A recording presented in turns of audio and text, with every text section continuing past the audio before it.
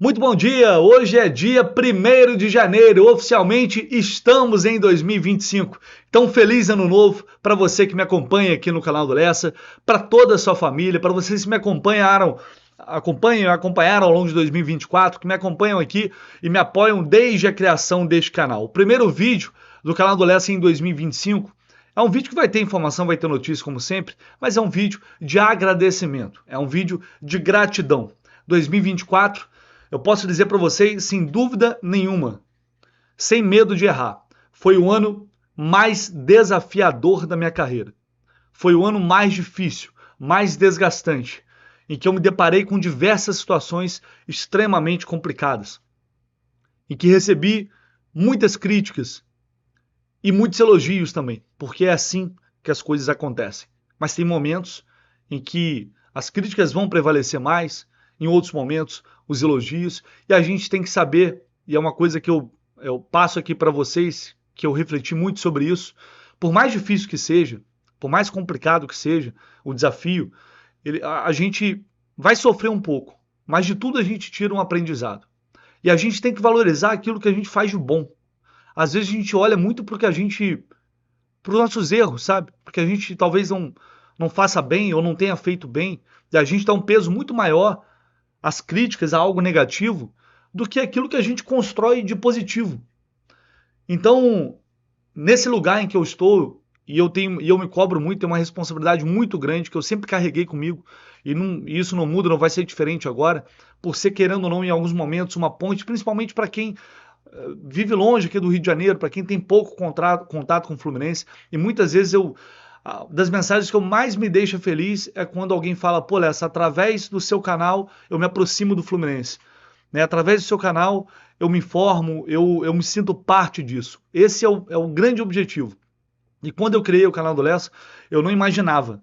Não imaginava se ia dar certo, não imaginava se ia conseguir dar conta, porque na época eu trabalhava na Rádio Globo ainda. Não imaginava se eu ia me adaptar ao YouTube, às exigências, perdão, enfim, aos desafios que, né, uma plataforma que era diferente para mim, aos desafios que elas impõem, ou que ela impõe. E 2024 me ensinou muita coisa. E a gente tem que valorizar também esses momentos, porque quando tá tudo bom, tudo maravilhoso, como foi 2023, um ano incrível, um ano que a gente quer que se repita. Tomara que 2025 a gente possa viver algo parecido. É muito mais tranquilo, né? Agora, quando você pega um 2024 com um clube, a gente começa um ano numa expectativa gigantesca, enorme, as coisas não acontecem da forma como a gente imaginava e termina um ano até a última rodada sofrendo para escapar de uma queda para a segunda divisão, que seria uma verdadeira tragédia. E eu me deparei com situações em que eu falei, eu acho que eu não vou aguentar. Vai ter algum momento ali que eu acho que eu vou ter que parar um pouco, respirar, porque eu não vou aguentar. Mas eu tenho absoluta convicção de que as pessoas que gostam, que acompanham meu trabalho, inclusive nesses momentos, foram fundamentais para a gente conseguir passar, superar, porque, obviamente, eu, como ser humano, a minha cobrança, acima de tudo, é comigo. Eu vou tentar sempre ser justo, coerente, né? Eu vou tentar sempre ser correto. Mas em alguns momentos eu vou errar, a gente vai errar, a gente vai ter algumas preferências, porque, né, a gente é humano, então naturalmente a gente tem uma preferência por isso ou por aquilo, e nem sempre as opiniões elas vão agradar, nem sempre uma notícia vai agradar, mas eu tenho certeza que quem me acompanha desde o início e conhece aqui o trabalho que a gente está fazendo no Jornada também, não só aqui no canal do Lessa, sabe que a gente leva muito a sério, eu respeito muito você que está aí me assistindo do outro lado.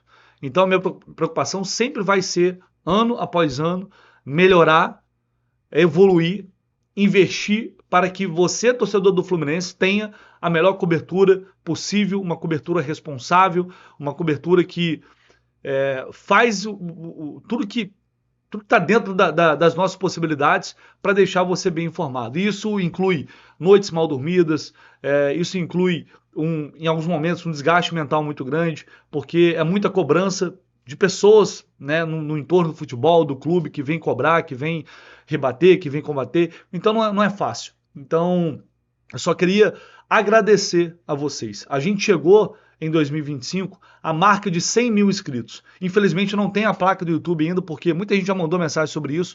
Pô, cadê a placa? Cadê a placa? Não tem a placa porque houve um problema, é uma questão interna aí do YouTube que eu estou tentando resolver. Em breve eu vou ter essa placa porque é algo que simboliza, é muito bacana, e eu vou trazer aqui para vocês.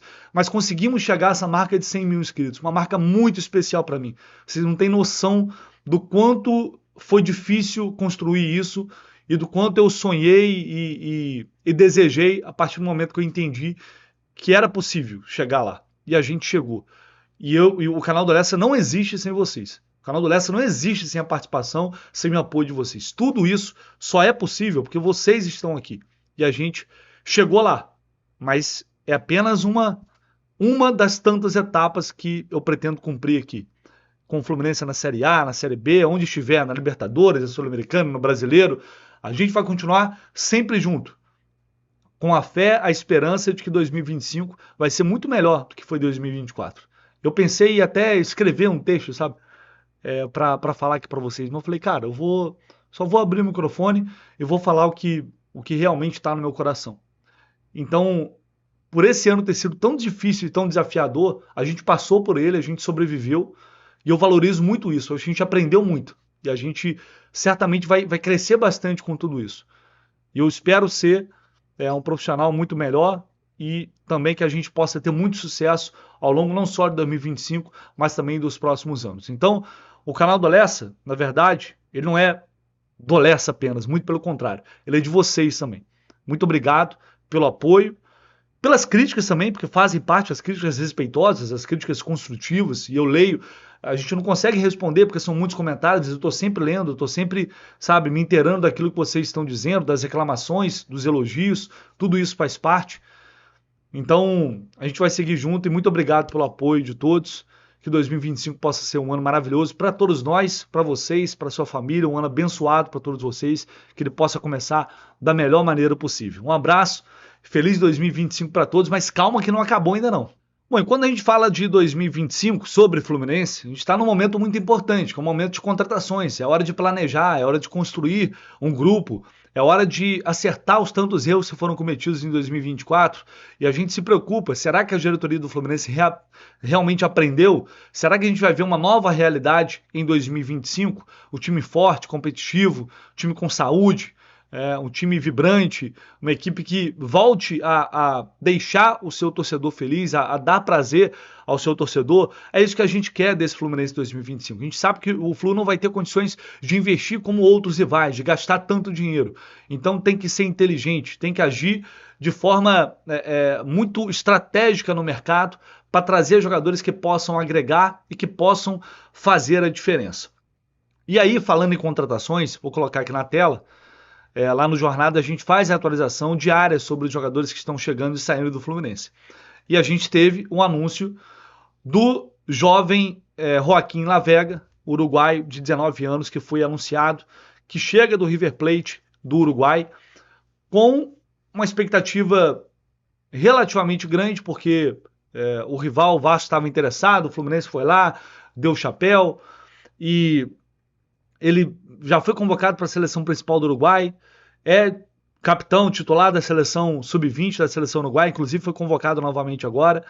E é um jogador que chega para se adaptar, para evoluir e, quem sabe, dar um retorno já de imediato, um retorno técnico imediato. Só que é importante ressaltar que a gente não pode colocar nas costas do Lavega a responsabilidade de chegar sabe, já chegar jogando pra caramba, porque é muito jovem, vem de um país diferente. Normalmente há um período de adaptação, de transição. É natural, normal para qualquer jogador. Né? A gente vê que o Bernal sofreu pra caramba. E talvez esse ano seja um ano de afirmação para ele, de evolução. E por isso eu estou batendo nessa tecla aqui agora, já de cara, porque o Fluminense contratou até o momento 4 jogadores. Né? O Hércules do Fortaleza, o Freitas, o argentino que estava no Alianza Lima, Paulo Baia do Goiás e o Joaquim Lavega. Desses 4, para mim o que chega com o cartaz de titular é apenas o Hércules, tá? Pela temporada que ele fez no Fortaleza. Os demais jogadores são jogadores que ainda vão precisar se provar, que ainda vão precisar se adaptar. Então o Fluminense contratou 2 pontas, o Paulo Baia e o Lavega. Não são jogadores que chegam para resolver problemas de imediato. Não são jogadores que chegam para, por exemplo, substituir o John Arias à vida. O Paulo Baier vem de uma Série B, é uma aposta que está sendo feita.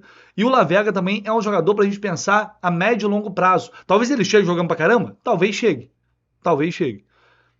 Mas acho que não dá para contar com isso. É ter a noção de que o Fluminense precisa ainda neste mercado trazer jogadores que tenham condições de ser titular.